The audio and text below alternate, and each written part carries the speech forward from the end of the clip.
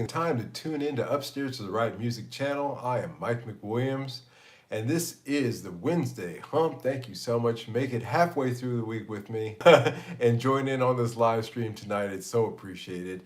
As I always start out by saying that time is a precious thing, and for you to spend a little bit of yours with me is greatly appreciated. So thank you so much, everybody. Good to see you out there. Hello, Mr. Ben Allmark. Mr. Scott Bogfoot, how are you gentlemen doing so far this week? I hope you're doing well. Hope you're doing well. Well, while we wait for more people to join in on the chat here, let me see how things are framed. Looks good. Adjust my pillow here. I saw a 91-year-old guitarist, jazz guitarist, Japanese gentleman today, playing Fly Me to the Moon. He had a beautiful Gibson L5, by the way. And it inspired me to start out tonight's discussion. Hey, Michael, how you doing? Welcome, welcome, sir. To start out tonight's discussion by just saying that it inspired me in the fact that this is a 90-year-old man who still has great dexterity in his hands. Obviously, because of that dexterity and the ability to play, his mental faculties are there. And I think for any other reason, other things that stood out about him to me, but that aspect of it.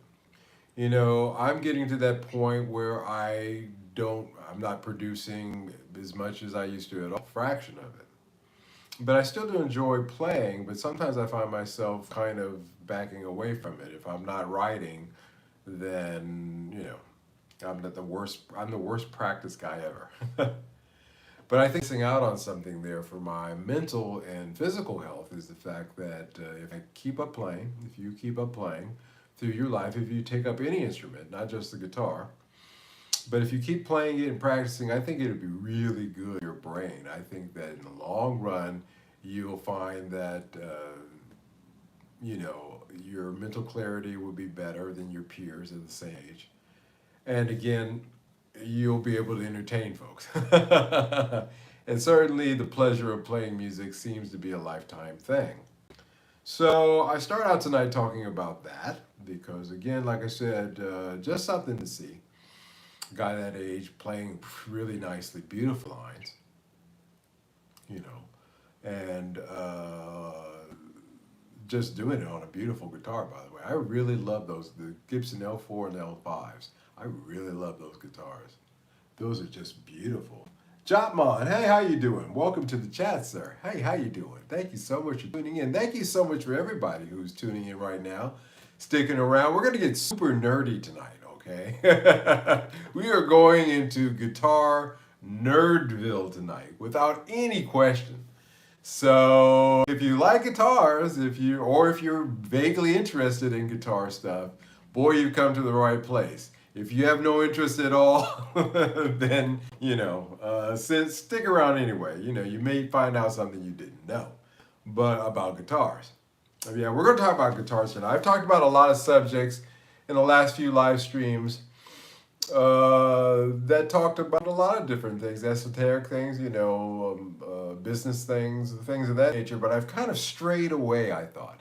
I said, Michael, when I sit down and come up with a script for the live streams, I always want to write about what's on my mind.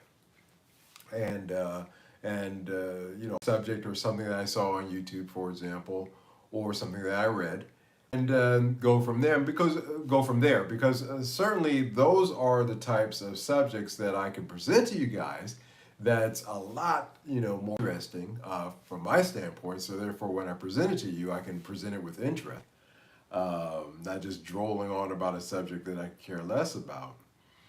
But this week it seems to be focusing back in on guitars. It's never a bad thing, considering that this is a guitar channel.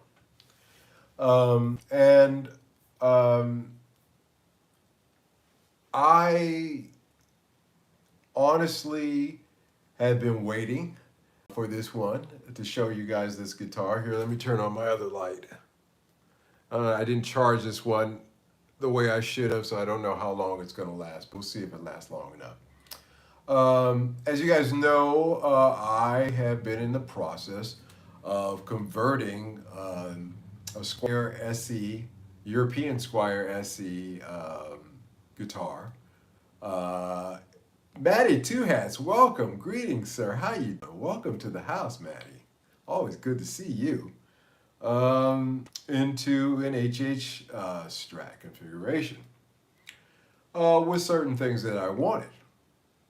Now, I set a budget ceiling for myself on this guitar of 300 euros, completely all in, every part, every scrap, every piece, everything that I did on it, or that was put into it, I put in at $300. That was the most I was going to put in this project. Because one of the big things that you can run into trouble when you're putting a parts caster together is the cost. You can really start to overrun in terms of what you thought it would cost. And so with that knowledge in mind, again, knowledge is a great thing, I was very conscious of keeping to a budget. Omar asked, do you like a Telecaster? I sure do. I've got a Squier Custom Vibe sitting here, right here, that I've had for a while. That it's about its turn to come out. It'll be coming out soon. But because I rotate, well, I haven't had much to rotate, but it's funny. The only thing about it is I struggle with the neck. I'm funny with necks. I didn't think that I was, but I really am funny with necks, and that's the neck on that one. It's not my favorite. It's not so bad. But yeah, I do like Telecasters. Thanks for asking, Omar. Thank you for tuning in to the live stream, sir. But I wanted to do that project at a budget. And so I took a 2003 Squier body, I sourced a neck, and I used spare parts. Now, I have spare parts, galore. Over time, if I'm working on a project or if I'm giving a guitar to firm to swap something out, I always keep the spare parts. Can I have the spare part back? Or if I'm at, the vintage guitar show and I'm walking by the spare parts booth and I see something there that I think is interesting, I try to bargain hunt and pick it up, swap it up, because I may not need it now, but you never know, or things of that nature. So I was able to keep the cost down in that way. Also, the fact that I did the stain and the fretwork on the neck that I sourced. So I had a target in mind. And then in the months that I've been working on this project, Harley Benton came out an HH Strat that's very, very similar in terms of specs to the one that I'm building, which I found hilarious. There's a Squier out there also that I'll talk about here in a minute that has a similar configuration, but not exactly. And so that's kind of where my price range was on that Squier. And it's interesting how it worked out. But the Harley Benton comes in at $399 used. For $399 used, you could pick up a Strat in the configuration of the sort that I had in mind. And that was pretty funny. So I thought tonight what I would do is, now that it's done and I have it sitting here right next to me, I'm about to share with you guys, is to compare those guitars and see how much did it end up costing me with my budget. Did I go above my budget? Did I go below it?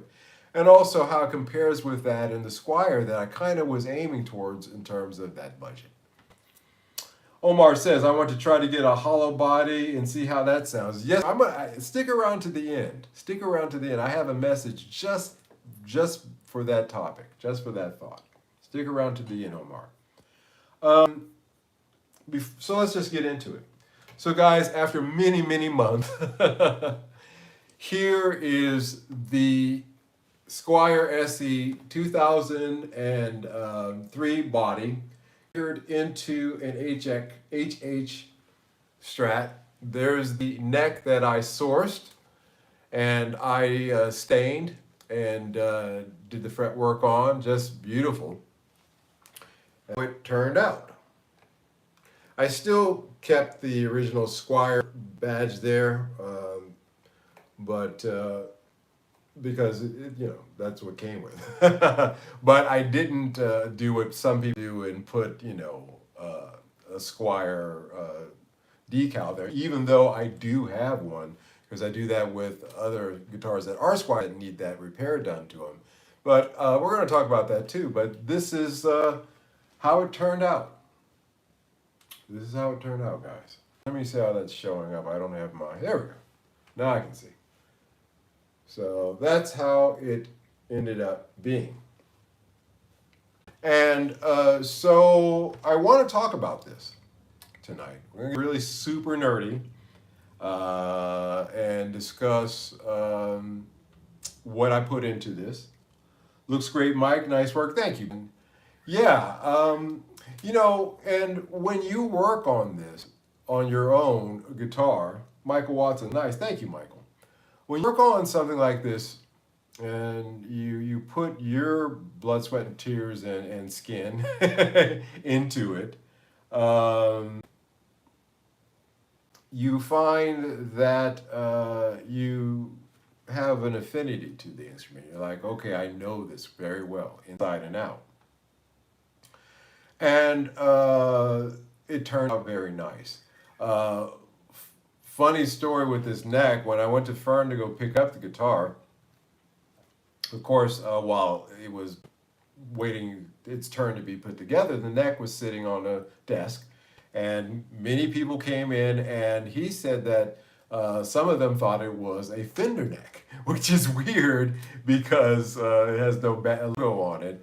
But everybody loved this boiled linseed oil finish and stain that I did on this neck. If you guys remember it, it was super pale. If you guys remember when I first brought it in, as you can see, I gave it a light straw stain, and then I finished it with linseed oil, which will darken it up over time quicker than any other kind of stain, poly or nitro you on a guitar neck like this. So it'll get darker faster over time, but it's already starting to darken up. And plus, sitting in Fern's shop with all that other nice wood, it was in good company.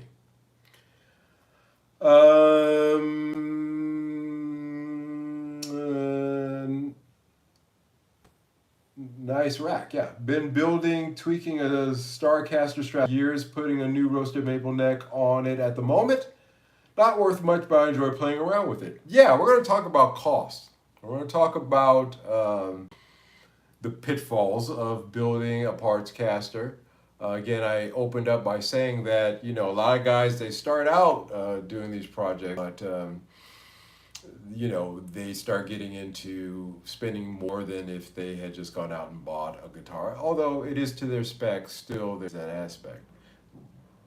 Building one from scratch, modding one that exists, or just buying one off the rack are kind of your option.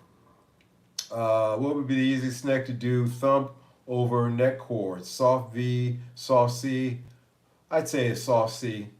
Do you know the Fire Flames? No, I don't know that. Do you know any Youngie Malstein? Yeah, of course I know, of course.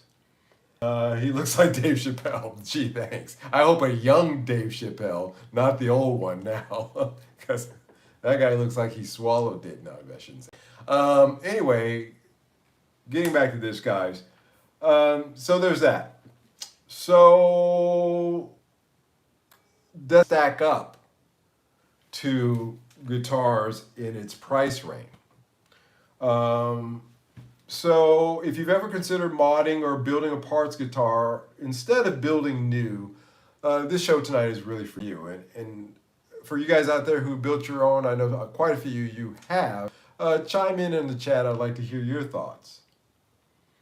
Now, the 2003 Squier body that I acquired, it was a full body. It still had its trim and everything. It still had the original pick guard with the original pickups in it. I spent $8 for that, so that cost me $80. And in order to get it configured for HH, we had to route out inside. It wasn't a swimming pool routing, which is so easy. You can just drop in and drop out whatever configuration pickups you want, but we had to route it out. So that was one of the things that I had Fern do, that I paid Fern to do. And one of the things that we found out is that these Squier SE were released in the early 2000s, and there were some that went to the States that were certain colors, and there were some that were for export or here from China, for Europe only. This is one of the Europe only Squier SEs. This color was not available in the United States at that time. And when Fern was routing this out, we all along thought it was agathis, because generally, if you read on the internet, they'll tell you that the Squier SE bodies were mostly agathis or alder. Reading the forums about the SE over the years, I've come to the conclusion that the ones in the state that went to the States, those were agathis bodies. The ones that were here in Europe, they seem to have all been alder. Because when Fern was bringing this out, and being a master luthier, I think he would know. He said, this is not agathis, this is alder. So we have an alder body here. So that's great.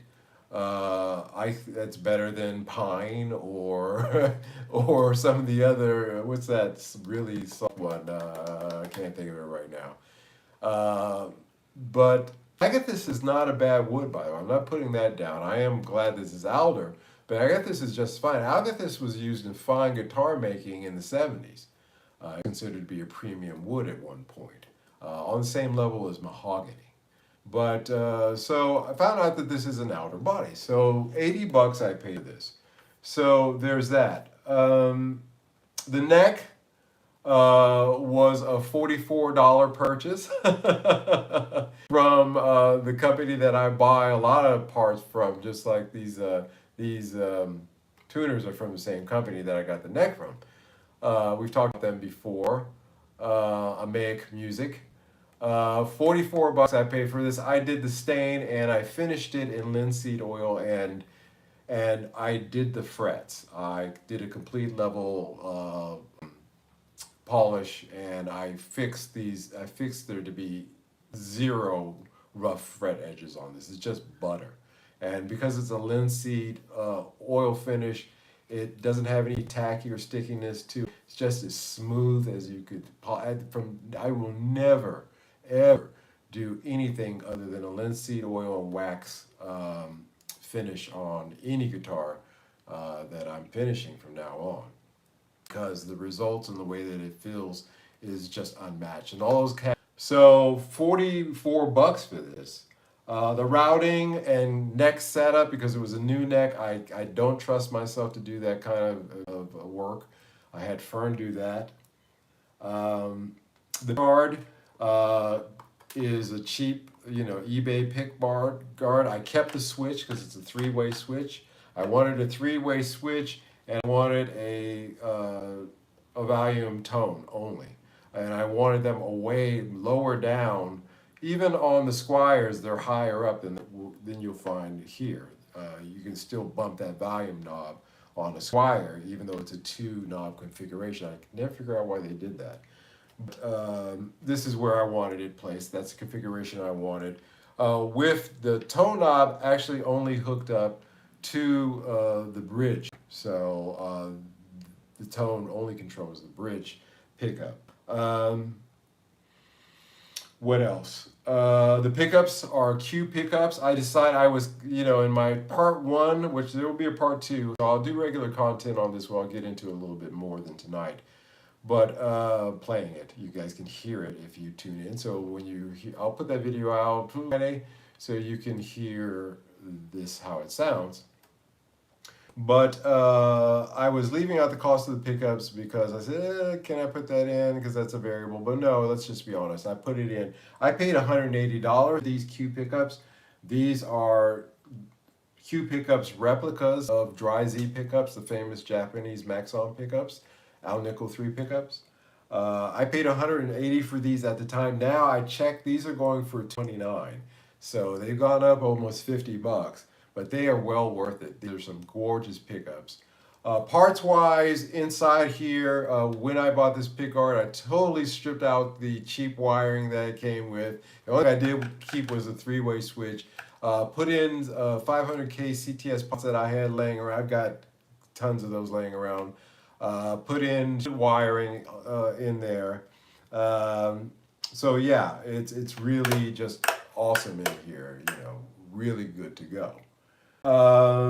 In total, I spent 369 euros. That's including everything. So it's cost me 369 euros in total. Buying body, buying the neck, spare parts I had laying around, so that kept the cost down. Pickups I bought, I've had around, but I'll include the cost of that in there. If you go with stock pickups, this could be a sub $200 thing to do, or cheaper pickups. But $369 it cost for me to put this guitar together. Now, outer body, maple neck, rosewood fretboard, so it's not Indian laurel, and fern. We decided not to put a nut in it. Fern said the nut is just fine the way it is. As a matter of fact, because it was a new neck, he was able to cut the nut to exactly the specifications that work for this guitar and this Fender bridge. By the way, this is a Fender bridge. Again, a spare part I had laying around. But this is just a rock and roll machine now. $369. Now, again, I mentioned in the opening that the Harley Benton Strat is going for, let's see, let me check this. Just had it. Sorry, guys. For $399, they're ST Modern HH. Now, in the case of that guitar, instead of the tone going to the bridge, it's pickup only. It's actually set up so that you can do push-pull on it. I never was a fan of splitting humbuckers. I think that kind of defeats the purpose of what you're trying to do with this configuration anyway. But that is the difference between this guitar that I built and the Harley Benton. The fretboard on the Harley Benton is Indian laurel. Again, this is a good, nice, beautiful rosewood, thick piece of rosewood on this neck. For 44 bucks, by the way, guys, I do that. Needed work, but once it got the work it needs, it's just a beauty. And this is this is a fat neck. This is a super. I'll give you the measurements in the regular content video. We'll take the caliper out and we'll measure it. But this is a chunky neck, and that's saying this is a D neck, and I really like that. It's 22 frets, by the way. The Harley Benton, is that 22 frets on the Harley Benton? Yes, 22 frets on the Harley Benton. Just really nice. The equivalent Squier, like I said, is 21 frets. Doesn't come with a rosewood fretboard. It's just a maple neck, which is fine, roasted maple. And some similarities there. Again, like I said, that are almost there, but it's still a very nice. The Squier CV HH guitar is what I'm talking about. And it's kind of like this one, but not really. But interesting enough, it retails at $369. And that's exactly, in the end, what the total cost, including Fern's fees, everything, Fern, the parts, everything was $369. So I thought that was hilarious. So can I find that real quick? Let me see if I can find that. Where is that Squier? Let me look that up, guys. Oh, I hate that. I just had it. Anyway, I'll flip through this as we go through the conversation tonight and try to find it. But again, $369 for that guitar. And I found that to be hilarious. That's exactly what this ended up costing me. So tonight, wanted to go through that. Again, the Harley Benton $399. The body is outer, so both these have outer bodies. The Harley Benton is a rose gold neck with a laurel fretboard, stainless steel frets. The pickups are Teslas.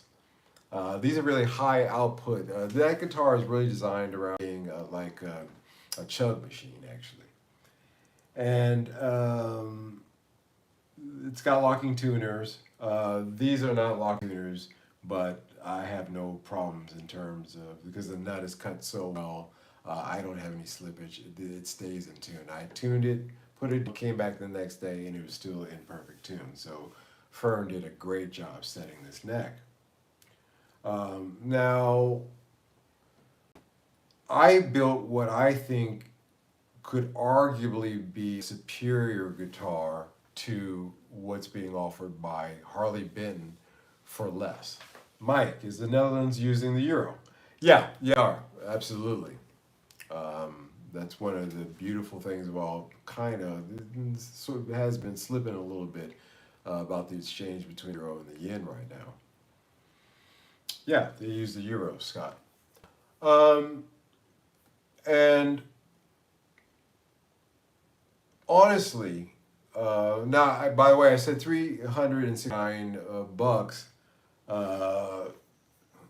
Maybe that's the reason that question. What I should be saying euros. So 369 euros. The Harley Benton is 309. I keep saying US bucks. Excuse me, that's the American in me creeping out every now and then. Euros. So 369 euros, 399 euros for the Harley Benton, and 369 euros for the Squier equivalent to this guitar. The pickups on this guitar are superior to both the Squier, which are Fender design pickups, and the Teslas that you find on the Harley Benton. These Q pickups are hand wound pickups, made the old-fashioned way. The bobbins, the fret, the materials, everything is top notch on these, and the sound of them are just phenomenal. Not to say that the Teslas or the Fender design humbuckers on those other two guitars aren't great, but I would put these up against them, no issue. Even though Teslas are a little bit more higher output, these things cook as well. So there is that. I think that they're way ahead in clarity and dynamics than the pickups that you would find on these other two guitars. Now, a roasted maple neck is nice. So both of those, the Squier and the Harley Benton, have roasted maple necks. But I hand finished this neck again with burnt linseed oil and wax. And again, there's just no comparison between that and the poly shot necks that you're going to find on those two guitars. Poly has a tendency to get really super sticky, especially in high humidity places. When I would pick up a guitar in Singapore in my house, lived in Singapore for 5 years, I'd pick up one of my Gibsons, either Nitro or one of my Epiphones, and it would just be stick city.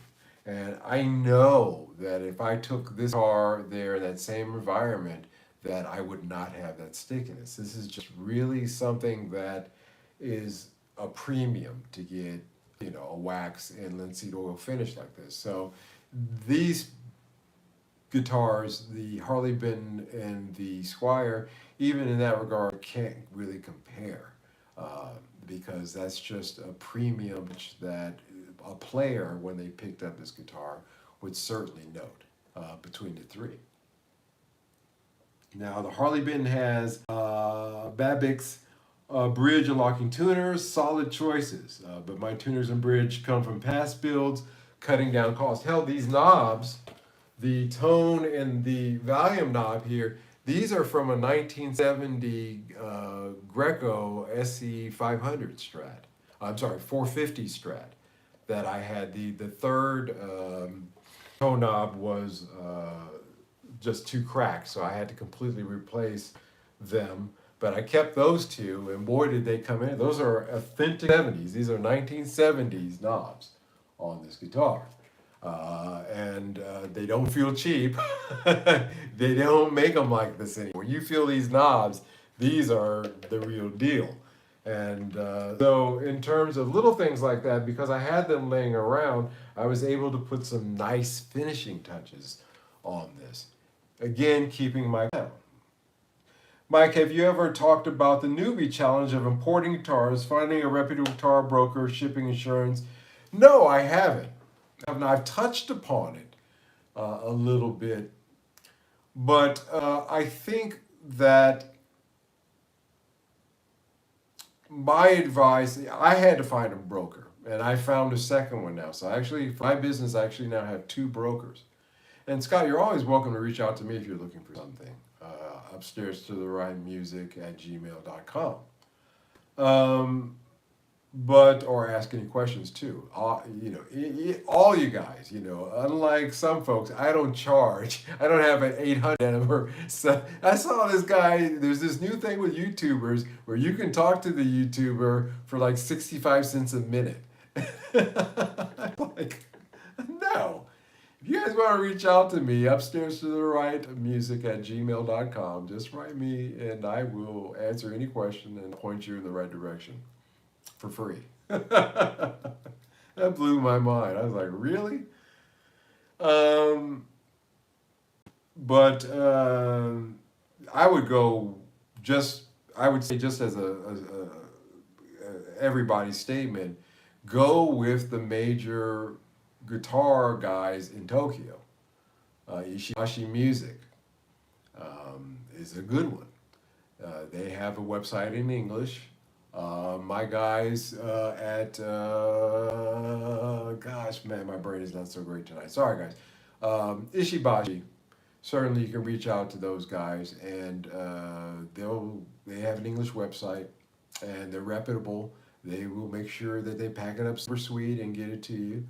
And because they do a lot of them, the shipping cost with them will be reasonable. 65 cents per minute, that's cheaper than Miss Cleo's. You know about Miss Cleo, Scott? Boy, you took me back on that one. She died. Oh, she died. The story of her, it's not funny, but, she didn't see that coming. Anyway, that's funny. Yeah, but she's worth it. I don't know about that. I would call up those, 1-800-HUMP numbers. At least there's something entertainment value there.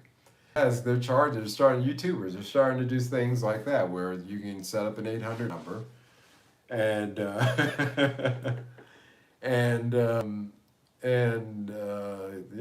but no, I'm not going to do that. I don't go down that path. So cost-wise, these little premium things that I was able to do, I did a lot of work myself. They kept the cost, and I was able to put together a better instrument in that regard than the two examples. Great specs for the money on both of those guitars, but if you're into customization, building one yourself can give you a more unique and better feeling instrument. Now, do I think that this guitar feels as good as a Fender? The answer to that question is no. I always talk about gravitas, and certain guitars have certain gravitas. A Fender has a Fender gravitas to it. A Squier has a Squier gravitas to it. I would say that this is the best Squier that I've ever felt, that I've ever had in my life. hands. And that's okay. I'm okay with that because you can't get a Squier of this quality built to these kind of specs. Even the ones that try to be, they're not. At for the price, the same price in this case, I was able to build one that had better specs.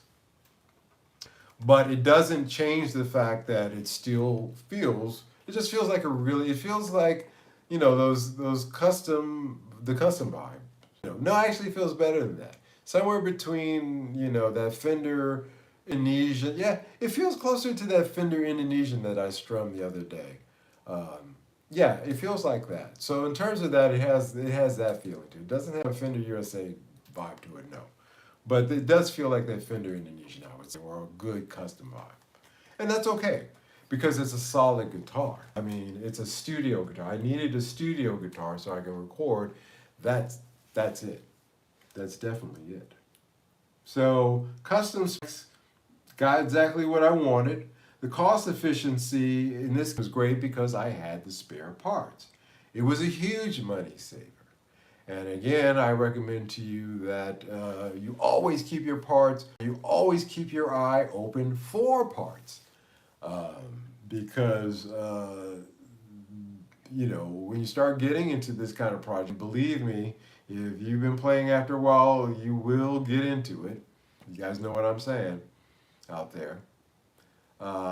You'll be a happy man because you can do it at a price that again avoids the modern, the common pitfall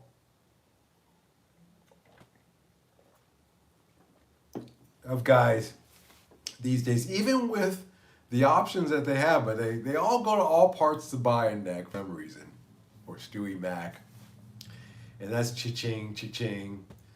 Oh, my light died. I knew I didn't charge it enough. But anyway, I got to show off the guitar enough.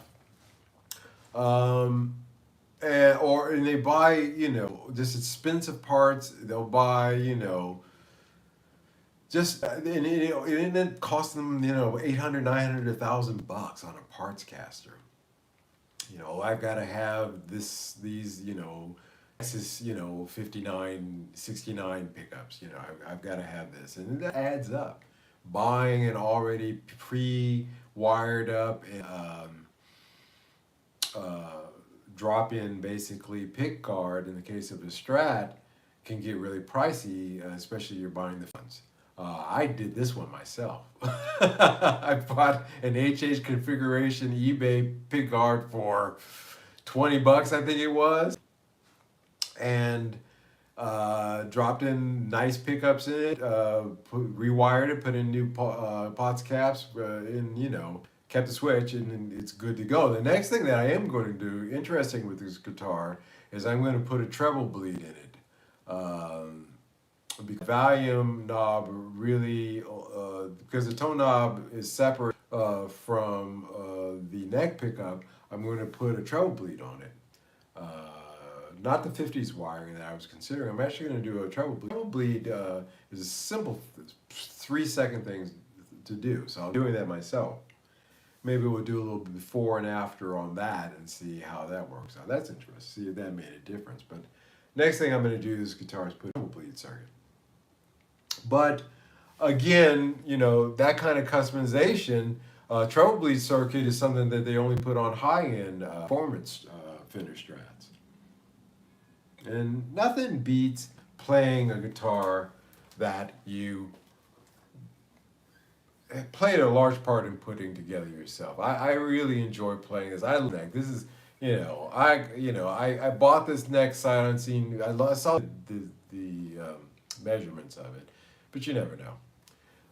And it's just that fat, nice, D neck that I like to play. And I'm comfortable. I finally found a neck that I like. And, and then being able to work on it and make it really nice, there's nothing like that. Nothing beats that kind of satisfaction. Now, the cons of DIY builds. I talked about getting out of control with your budget. Another one is the time investment. Time investment. How long have I been working on this, guys? Can you, maybe it's been 4, maybe 5 months. because I had the operation, and so that at the end I dropped it off at Fern, and then literally I had the operation. I couldn't go, and for a month I couldn't go see him, which is good because he took his time with it. It shows. Yeah, it had to end up being about 4 or 5 months for me to do this.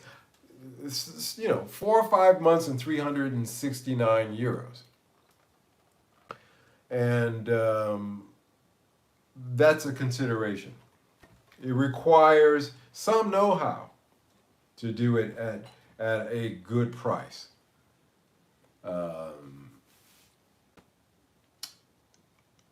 And it also helps to have a good luthier who will work with you. Fern was more than generous with what he charged me. He charged me 65 euros, 130 euros, or something, 65 euros, something like that. Anyway, no, it was 130 because of the routing and the net set, the neck set, the nut, drilling the holes in it so cylinders fit properly, the shims that the neck needed. He did a lot of work on this for not a lot of money. Kept that value down. So a good relationship with your luthier is always a good thing too. Now the resale value on this is nada, other than the parts. A Harley Benton, on the other hand, will have some resale value, and the Squier will certainly have some resale value too. When you build a parts caster, your resale value is not there. Why is that? Because it doesn't say, well, it could, say something you bought a fender neck. But let's just say that you put together something like this. It doesn't say anything on headstock. And we're going to talk about that too, because I want to touch upon why I've left it blank up there. Because first of all, I care about how this guitar plays, not what it says on the headstock. If this was a shitty guitar, I don't care what it says on the headstock, it's still a shitty guitar. This is a better than you're going to find in the shop for that price guitar in the end. And it doesn't matter what it says on the headstock. But we'll talk about that a little more here in a minute. Catch up here in this talk.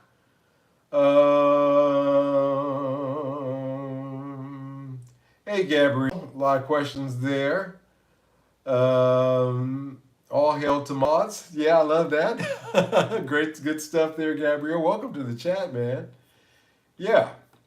So the cons of that, the resale value, DIY builds really depend upon the buyer. You may find somebody who wants to buy it, but it's really only worth the cost of the parts. Now, who should do this? If you're not obsessed with a brand logo and you like tinkering, then DIY is worth considering. See, I've got to the point where, again, I don't care what it says on the headstock. I want a great guitar. I wanted a guitar in the configuration, which, by the way, I didn't know if I would like it or not. I didn't know if these Q pickups would work in this configuration in a Strat. They do. Middle position. There's a 3-switch pick. I did a 5-way switch on this. No. This is something that needed a 3-way switch. And the middle position on this guitar is better than I've heard it in any of the Les Pauls that I had these pickups in it. I've had in 2 Les Pauls. I've recorded with these pickups on my albums. That's how much I like these pickups. And I feel as though I can transfer the sounds that I got out of the Les Paul on those recordings to this Strat with the same pickups in it with no problem in the middle position. It's you'll hear it. But it is really something. If you need a plug and play option with solid specs, then the Squier at $399 or the Squier at $369 or the Harley Benton at $399 will put you basically within plus or minus the same specs of this guitar, again for $369. That's how much I've invested total into this, including Fern's work. But do I think that those guitars stack up to this one? No, I do not. I know it doesn't, because they don't have the quality of CTS pots, they don't have the quality of wiring in this, don't have, the woods are copper or almost identical, so there's that. But the pickups, again, the engine of all of these guitars, no matter what your guitar is, your guitar really is driven by the engine of the pickups, and the pickups in this guitar are superior to those, without any question. I don't even have to. You can look at the paper specs and come to that conclusion yourself. But it makes sense if you can keep it to a budget. If not, then the plug and play option is probably the way to go. Probably the best thing for you. Gabrielle, great teacher. What techniques do you use on the guitar? Well, I was a recording studio only musician for a long time in my youth until I went to Japan and had to perform live, and then got into recording TV commercials where I had to play all styles of music. So I will continue to play that. I can play jazz on this. I was playing a little bass notes on this. I can play rock. I can play blues. I play a lot with this configuration, with this pickup configuration, and with this tone knob being only to the bridge and putting in that treble bleed. I think I can get really. This would be a Swiss Army knife guitar, and because it's light, by the way, guys, this is not a heavy. It's the other reason I kind of know it's alder, because agathis is really a heavy wood, and this would be, I can balance it on one hand. I couldn't do that. With the agate. This is a pretty light body. So, again, a lot of different things that I'll play on this. Gabrielle, to be honest, get a basic guitar with the pickups you want, tune it up by a luthier, and there you go. Yeah, sure. Yeah, again, plug and play option is there. Some good hardware and it should be fine. I agree. And when you get a little bit older and a little bit more, DIY-ish, then you'll go down this route. But if you go down this route, be aware of the pitfalls. Watch your budget. Try to accumulate the parts as cheaply and as slowly as it takes in order to get them. So I agree with both paths. I play rock, but I like to learn more techniques. Currently, I have a Jackson brand guitar. Nice, with Floyd. Yeah, I grew up on who had a Jackson? One of my good guitar guys. Oh God, what was his name? He had a Jackson when I was growing up. I always loved those guitars with the Floyd Rose. Real popular in the 1980s when I was a teenager. So there is that. And again, $369, this is a basic, this is a guitar that is non-branded, obviously. It's a Squier, essentially, but it really is all you would need to go into a studio with. If you need anything more than this, then really, you need to assess yourself. Because, and again, I keep emphasizing that price because that's under 400 euros. To have a guitar that I could gig with this, I would take this on stage and it would blow the roof off. As long as my hands are working. I can record with it in a recording studio and it's great. And it's really all the guitar I need. Any other guitar other than this one at this point is nothing but gravy.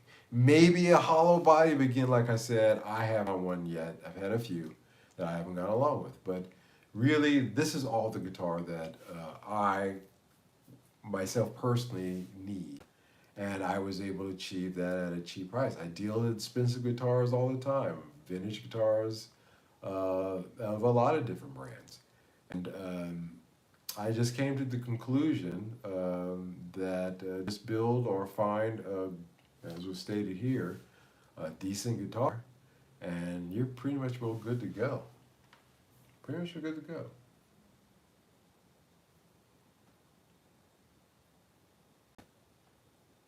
So, at the end of the day, it comes down to preference.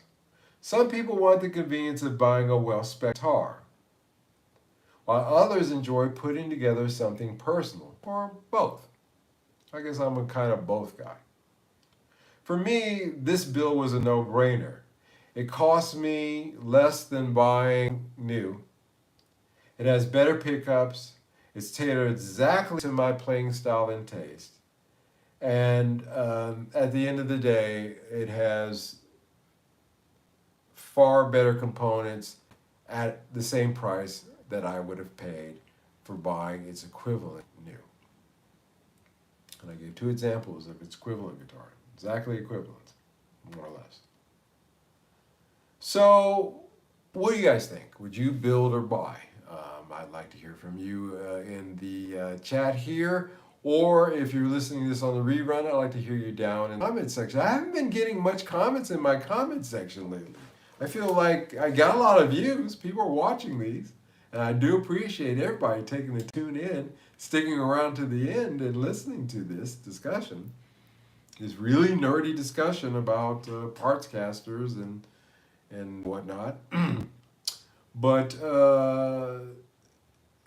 I really would like to hear your thoughts. So down in the comment section below, if you're listening to this in the rerun, chime in. I'd really like to hear from you. 7-string Jackson, yeah. Yeah, God, who is that? That was Steve DeMont had the Gibson Black Beauty that I loved. Who is it that had the Jackson? I can't think of the guy who had the Jackson. He had a really one of the 80s Jackson Super Strat style with the Floyd Rose, black. Just a killer guitar. Whenever I think of Jackson mentally, I always get thrown back to that. Steven, how you doing, sir? Welcome. What's up to you, sir? Good to see you. Good to have you here. Wrapping it up here. If something is pulling at your curiosity, go for it. Worst case, you learn something. Best case, you just build an absolute killer guitar. Either way, it's a win-win. That's kind of the message in summation that I'd like to finish tonight's discussion with. Either way, it's a win-win. I want to satisfy my curiosity. We'll put together an HH guitar for myself to be my main guitar. This is my main guitar. You know, this is my main guitar. This is the guitar that I will be recording with, that I will be practicing playing and sitting on the couch and strumming. There will be other guitars that will come and go through. As you guys know, I'm a catch and release guy, especially with my guitar business, but this is my main guitar. I built it as such. I built it to be my main play. And I am not disappointed with its cost or its specs or the way it turned out at all, in the least. What are we talking about tonight? Building a guitar? Yeah, we're talking about the journey of building this, because it took 4 or 5 months for me to do this, but keeping it at a budget. I had a budget I went over my budget. I had 300 euros. And I went over by 69 euros because in the end, I paid Fern for the routing first. That was 65. Then I paid him another 65 for finishing the neck for me. So that put me over, because I remember I had a neck on it. I had that Affinity neck, that 2001 Affinity neck on it, and I just couldn't get along with it. It was just too thin. At the nut, 42, 41 millimeters, something like that at the nut, and I just couldn't do it. I need a chunky neck. So I put this one on, and so that got me at the 369. And yeah, I'm thinking about doing one myself. Yeah, it's a budget. So at, again, $369 total, including the luthier work and doing the work myself on this. And just asking myself, I wanted to learn, didn't know whether or not I was going to like the HH configuration on it. I love the way it sounds in the middle of the bridge. I'm still adjusting, I don't want to adjust, I got the pickups adjusted pretty much where I want them height-wise. Because this is not a Les Paul, I have to figure out, where I like them on this style body.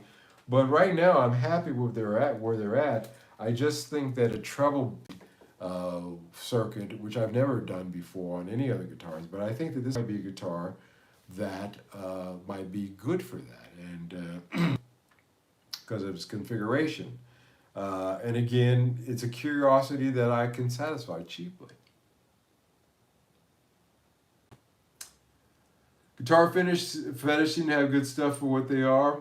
Yeah, again, you can go to shops like that and but swap meets, vintage guitar shows, uh, junk guitars that you find, just strip it down, keep the parts, and throw away whatever's not useful.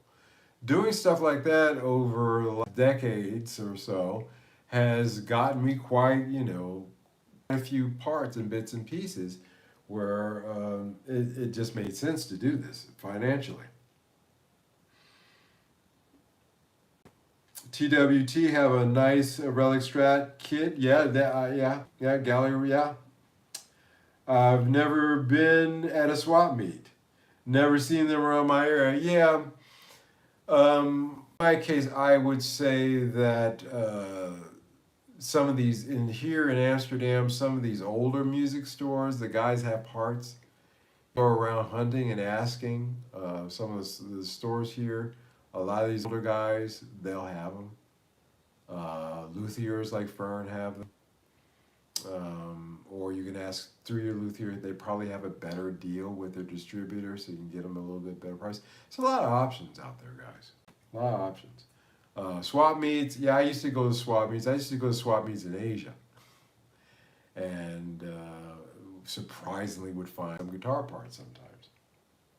Kind of like a flea market. No, yeah, like flea market, exactly so.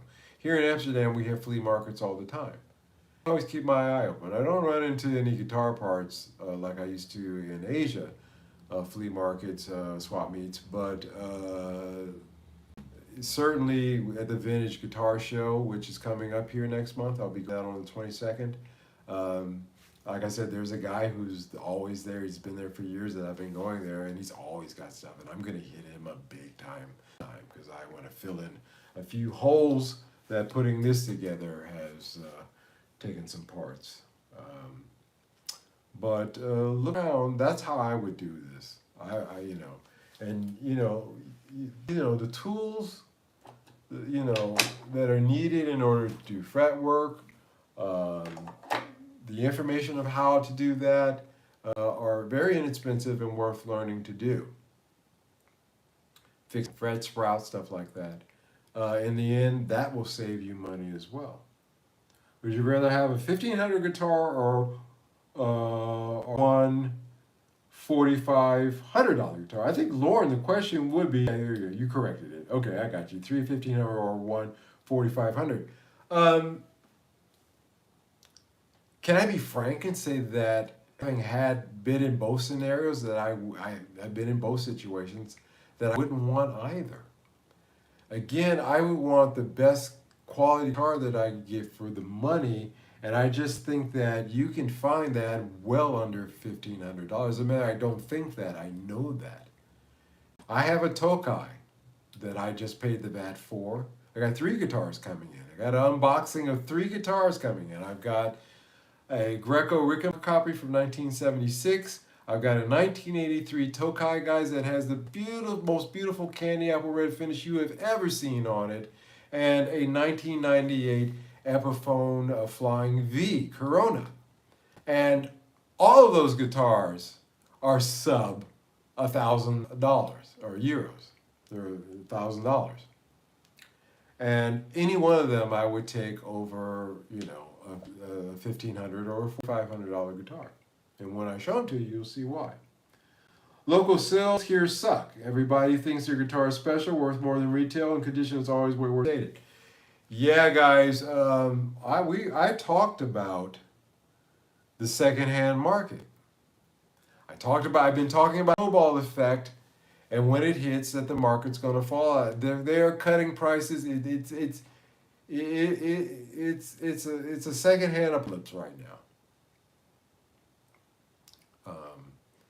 And unless you're buying specific, gear, like in my case, it's vintage Japanese, which has been touched a little bit, but not hurt significantly enough to make me cry.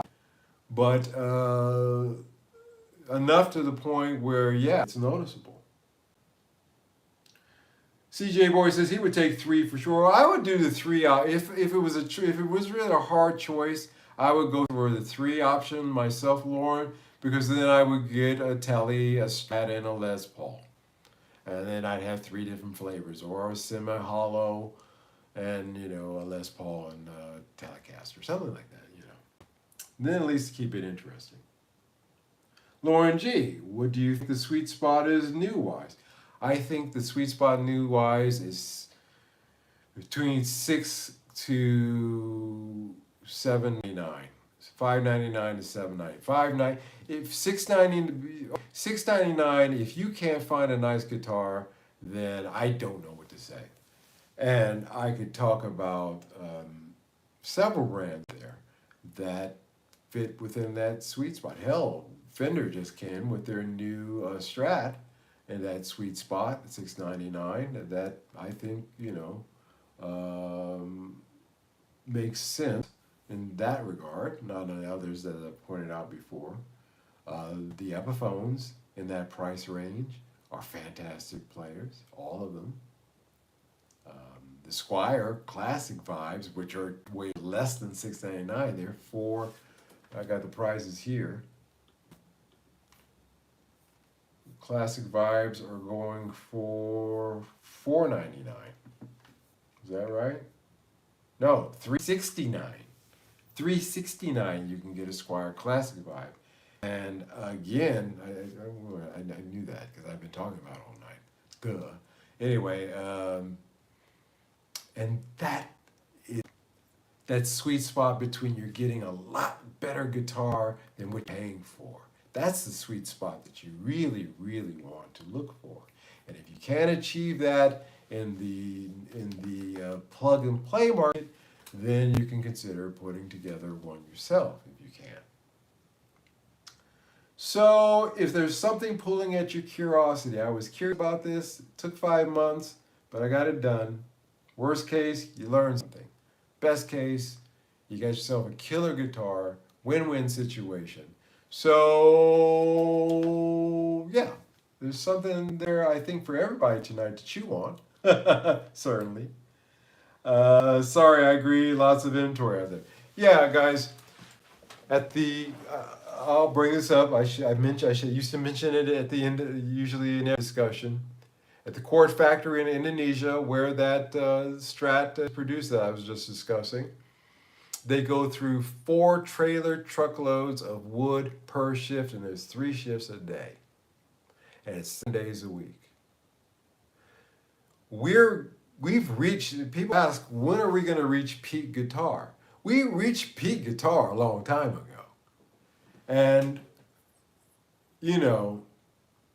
if you can take old guitars like I did and give them a new life, then I think that that's a better thing for the environment and for everybody, for the market at large, because then you don't have 6,000 Les Pauls up for sale on Reverb,